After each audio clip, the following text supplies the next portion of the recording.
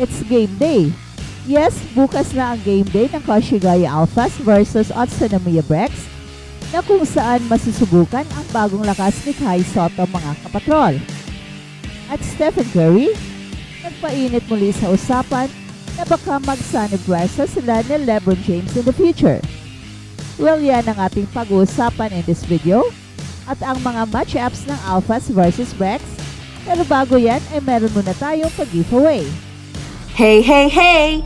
Attention mga kapatrol! Get ready for an epic giveaway!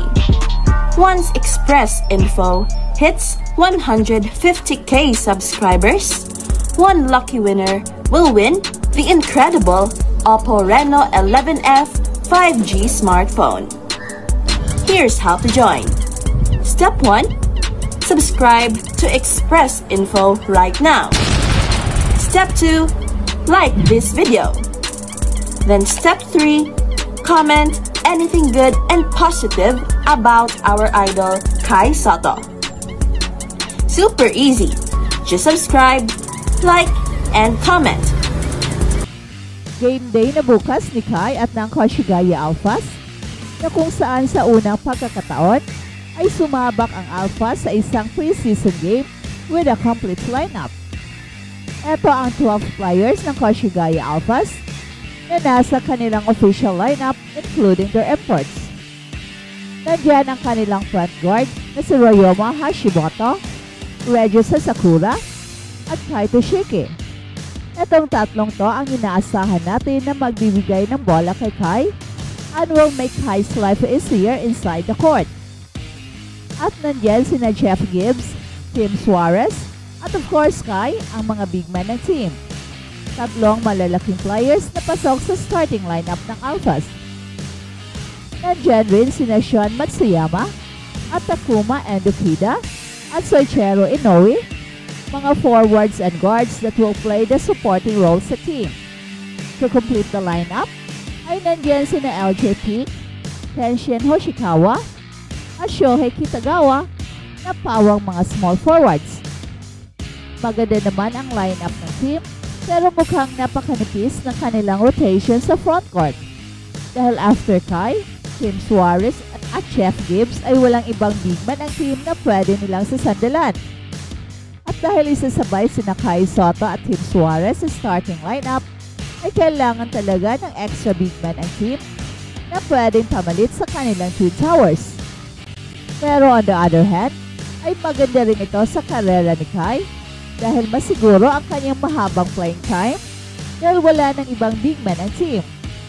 Kaya posibleng isasagad talaga ang playing time ni Kai Sotto at Tim Suarez dito sa Alphas, which is a welcome development para sa NBA dream ni Kai. Against a very strong Utsunomiya Brex, ay masusubukan kung obra ang big lineup ng Koshigaya Alphas. At balitang NBA naman, si Stephen Curry ay nagpapainit ng usapan sa kanyang mga komento tungkol sa Los Angeles Lakers star na si LeBron James. Sina Stephen Curry at LeBron James ay unang beses na nagkasama sa Team USA sa Olympics. Ngayon si Stephen Curry ay nagpapalakas ng usapan sa kanyang mga pahayag na may epekto sa Los Angeles Lakers. Ang 2024 Summer Olympics ay nagbigay sa Los Angeles Lakers ng ilang mga pananaw ng pag-asa. Well, nothing more intriguing na makita ang mga pangunahing manlalaro ni sina Anthony Davis at LeBron James na umangkop sa mga pangunahing papel nila habang ang Team USA ay nakabangon sa ilang mga mahigpit na laban upang makuha ang gintong medalya. In the long term, however, maaaring walang mas makabuluhang pagunlad kaysa pagkakaroon ni LeBron James ng pagkakataon na maglaro kasama ang kanyang matagal na karibal na si Stephen Curry. Sina LeBron James at Stephen Curry ang mga pangunahing bituin ng kanilang henerasyon. Mula noong 2010 to 11, nakapagwagi sila ng 8 sa 14 na kampyonato at nagtagpo pa sa 4 na NBA Finals at nagkita sa ikalawang round ng 2023 postseason. Sa isang kamakailang panayam kay Natasha Dye ng People, pinag-usapan ni Stephen Curry ang karanasan ng paglipat ni LeBron James mula sa pagiging karibal patungo sa pagiging kasamahan sa koponan at kung paano niya inaasahan na magkaroon pa ng mas maraming pagkakataon na magkasama silang maglaro sa hinaharap. Hopefully, there will be more experiences in the future, even if we're teammates or not, sabi pa ni Stephen Curry. Noting that the two basketball greats still have to compete each other until it's all over, when they return to their respective NBA teams for a new season in October. Medyo malabo ang pahayag na yan, ngunit ang simpleng pagbanggit sa posibilidad na magkasama silang maglaro muli sa hinaharap ay tiyak na makapagtaas ng kilay. Stephen Curry comments on playing with or against LeBron James again. Bilang karagdagan sa kanilang pinagsamang 8 na kampyonato, sina Stephen Curry at LeBron James are among the most decorated individual players ever. Sila ay nakamit ng kabuang 6 na regular season MVP at 5 finals MVP na parangal. Kasama ang 3 scoring titles, 30 All-NBA appearances, at 5 season bilang statistical league leader between them. Ang kanilang tagumpay sa individual na aspeto ay nakamit sa magkaibang paraan. Ngunit ang Olympics ay nagbigay ng patunay na ang kanilang respective style of play can complement the other to perfection.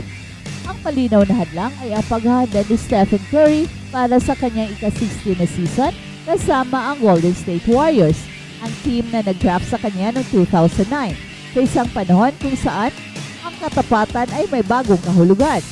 Nagsabi si Stephen Curry na umaasa siyang magretiro sa Warriors, ngunit may maliit na posibilidad pa rin na dumaan siya sa ibang organisasyon sa hinaharap.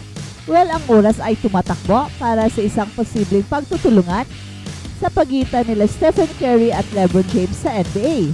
Si LeBron ay magiging 40 years old sa December, habang si Curry naman ay magiging 37 years old sa pagtatapos ng regular season ng 2024-2025. Ang mga edad nila ay kadalasang panahon na para sa karamihan ng mga manlalaro na magretiro. These two ageless wonders continue to defy traditional expectations by performing at superstar levels deep into their 30s. Noong nakaraang season, pareho si Stephen Curry at LeBron James na napili sa All-NBA third team. Ang 39 years old na si LeBron James ay nag-average ng 25.7 points, 8.3 assists, 7.3 rebounds, habang ang 36 years old na si Stephen Curry ay may record na 26.4 points, 5.1 assists, at kung makahanap ng paraan ang legendary duo na ito ng mga siguradong Hall of Famers na maging magka-teammate bago sila magretiro sa NBA, ang tanong ay, on which team would they join forces? Sa Los Angeles Lakers kaya? O sa Golden State Warriors? O sa ibang kupunan?